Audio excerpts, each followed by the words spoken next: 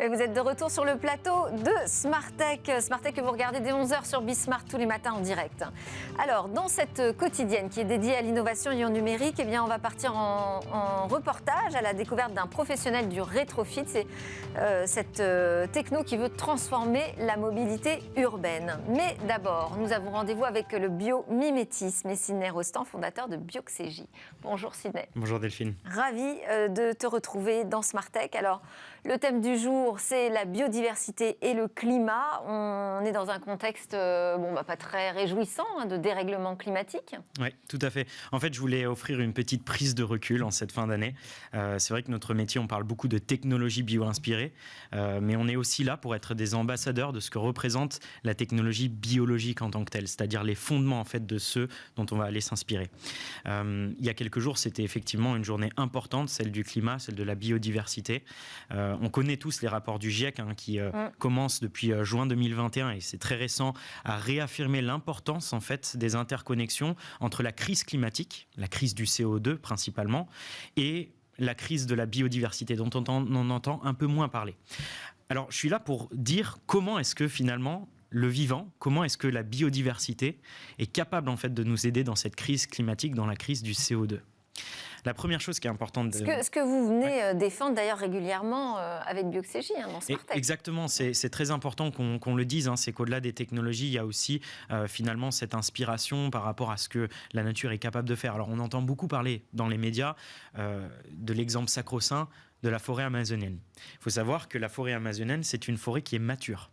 C'est-à-dire que l'ensemble des arbres qui existent dans ces forêts-là sont déjà arrivés à maturité, ils ont déjà capté tout le CO2 qu'ils pouvaient. En plus de ça, c'est une forêt qui est dense, donc qui ne se renouvelle pas forcément. Et finalement, en matière de biodiversité, les réels puits de CO2, ce sont des espèces qui sont un peu différentes. Donc les poumons de la planète, il y en a plusieurs. J'ai commencé avec un exemple que je connais bien et que j'adore, c'est les grandes baleines, les baleines bleues notamment. Il y a aujourd'hui entre 1,3 et 1,5 million de baleines au monde. C'est en fait ce qu'on appelle des espèces clés de voûte, c'est-à-dire que presque l'ensemble de la chaîne alimentaire en dépend. Il faut savoir que les baleines, ça représente au cours de leur vie, une seule baleine, plusieurs millions de phytoplancton nourris. Pourquoi ? Parce que c'est des engrais. Au travers de leur déjection, elles vont nourrir le phytoplancton. Le phytoplancton, en fait, je pense qu'on le voit à l'écran, c'est une espèce en fait tout à fait particulière qui est responsable de 40% de la captation du CO2 au monde. Et ça, c'est une source d'inspiration technologique majeure. Vous avez en fait un échangeur en fait entre le CO2 qui est dissous dans l'eau ou à la surface de l'eau et la création de capacités minérales dont vont du coup se nourrir l'ensemble des animaux marins. Et ça, c'est très important parce que finalement, c'est aussi une des perspectives qu'on peut avoir derrière la notion de biomimétisme. C'est aussi cette prise de recul que j'aimerais offrir aujourd'hui. C'est qu'au-delà du fait de s'inspirer purement et simplement des technologies vivantes, en tant qu'expert du biomimétisme, parfois notre métier, c'est aussi de dire on n'a pas forcément besoin de s'en inspirer pour créer des matières artificielles, des technologies artificielles. Parfois, il suffit tout simplement de faire de la réinsertion ou de la stabilisation. Je m'explique. Aujourd'hui, vous avez 1,3 million de baleines. On estime, et c'est une étude du FMI, que si jamais on revenait au stade d'avant de la prédation de l'homme, c'est-à-dire 4 à 5 millions de baleines, on pourrait augmenter de l'ordre de 1,7 milliard les tonnes de CO2 qu'on pourrait capter par an. Ça représente 5 fois les émissions de la France, juste en réinsérant des baleines. Donc les actifs, en fait... Difficile de connaître le reste de l'impact que ça aurait sur l'écosystème. Plus tout l'impact que ça pourrait avoir sur l'écosystème. Ces baleines et ce phytoplancton représentent la moitié des respirations qu'on prend. C'est la moitié de l'oxygène qui est produit dans le monde. Enfin, c'est tout à fait incroyable. Et des exemples comme ça d'espèces clés de voûte, il y en a plein d'autres. Vous avez les éléphants d'Afrique, de la savane en fait, donc c'est pas les éléphants d'Afrique, les grands éléphants, c'est les petits éléphants, donc principalement le bassin du Congo, l'Afrique de l'Ouest. Ils représentent 9000 tonnes de CO2 chaque individu par an, tout simplement, et c'est très très simple, en piétinant finalement les savanes, en fait ils vont libérer de l'espace aux arbres plus petits qui vont pousser plus rapidement et capturer de façon beaucoup plus efficace le CO2 que les arbres en Amazonie par exemple. 9000 tonnes de CO2 par an juste avec un éléphant. Là aussi, finalement, est-ce qu'on va chercher de la création de technologies complètement poussées? Pas forcément. En fait, il suffit d'éviter la disparition de certains éléphants. Travailler sur la préservation de l'espèce, ouais. Oui, la préservation de l'espèce, ça stabilise ces écosystèmes-là. Ces écosystèmes-là, ce sont des puits de carbone. Or, le problème, c'est qu'on voit l'inverse. Depuis les années 2000, 75% de ces éléphants ont disparu. Enfin, ça vous donne aussi l'ordre des choses. Et il y avait ce très bel exemple aussi, pour finir, des loups dans le parc de Yellowstone.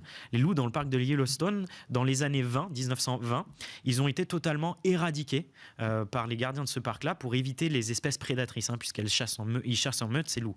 Mais le problème, c'est que en supprimant les loups, il y a eu une conséquence logique, c'est que les grandes espèces de mammifères, les élans, les cerfs, etc., ont explosé.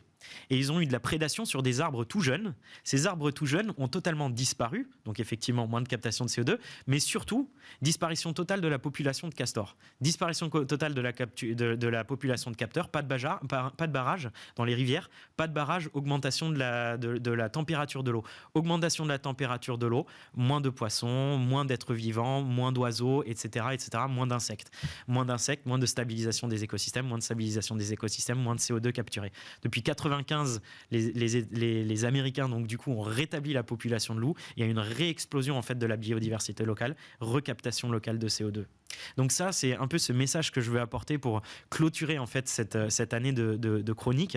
C'est que certes, notre métier en tant que biomiméticien consiste effectivement à aller s'inspirer du vivant pour créer des technologies tout à fait intéressantes, mais de plus en plus, et c'est une bonne nouvelle parce que finalement nos clients font appel aussi à ces questions-là, ils nous disent d'accord, mais nous on aimerait bien en tant qu'industriel réussir à pouvoir s'engager d'une manière ou d'une autre dans la préservation des écosystèmes.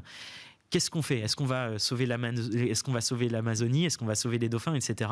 Et le but, c'est aussi de leur apporter une subtilité d'approche et de leur dire que les solutions technologiques au climat sont généralement tout simplement des solutions biologiques.